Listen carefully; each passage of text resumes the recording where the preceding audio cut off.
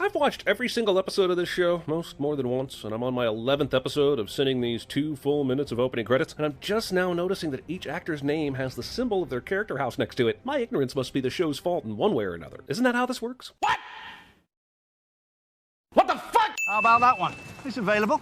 You don't want Highgarden. Castle shadowing. Instead of doing your classic foreshadowing gag, you probably should have seen the fact that Bronn ends up getting Highgarden, cause it's fucking stupid.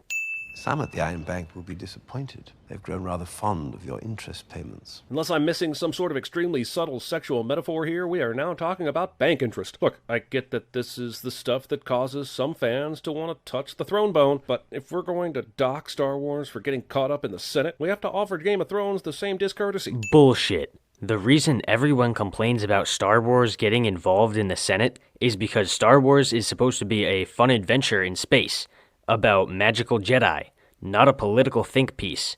Game of Thrones is partially about the politics of Westeros, and therefore it makes sense that they would be talking about this.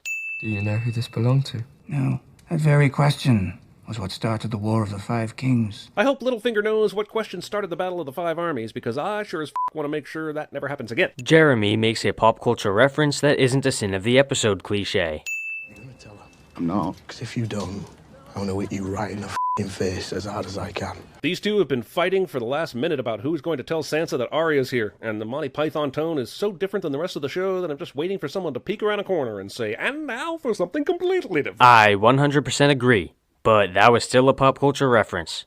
Why would a cutthroat have a Valyrian steel dagger? It's always fun to watch a show where the characters are 6 seasons behind the viewers so we can have extremely pointless exchanges such as this instead of moving the story forward. I mean, I agree that the show is pretty much just wasting time during these last few seasons, but catching characters up on the events of the show that they've missed can actually be very interesting when done properly.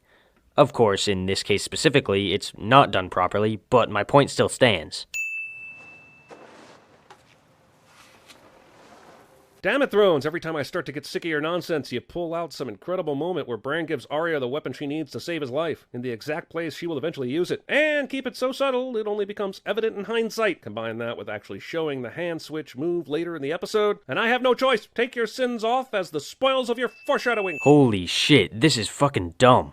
You should have added 100 sins for the fact that Arya is the person who eventually kills the Night King, cause it's one of the stupidest decisions that any screenwriter has ever made. Also, you included a shot of the move that Arya used to kill the Night King, and that should have also been given a sin, because Arya is supposed to be a badass assassin, and yet she's using knife moves that you would get taught to not use in Knife Combat 101.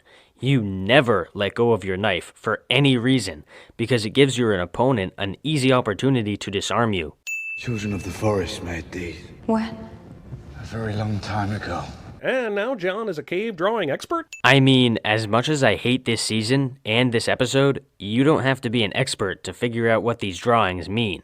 They were here together, the children and the first men. And together they built an empire on the manufacturing of family stickers for the back of your minivan. A whole bunch of bullshit. I think she has a good heart. A good heart? I've noticed you staring at a good heart. It's great that John can see the good in people. That might be his greatest... Oh, he's talking about boobs, isn't he? Why not? It's close enough. Jeremy says boner. With your permission, flogging stragglers has a marked effect on mobility. Let's give them fair warning first. These two sound like parents arguing about whether or not they should spank their children. Comparing a flogging to spanking your children is definitely worth a sin, don't you think? Damn, this scene is just the baddest badass of all the asses. Honestly, whoever storyboarded this scene deserves all the credit. In fact, I'm sending the show for not flashing their name in big bold letters through the entire scene. Similar to what I said in my Battle of the Bastards video, shameless plug, just because this battle is visually cool doesn't mean it makes any sense. So Dickon Ex Machina was the name I gave my penis when my college girlfriend refused to name it. And a big fucking skip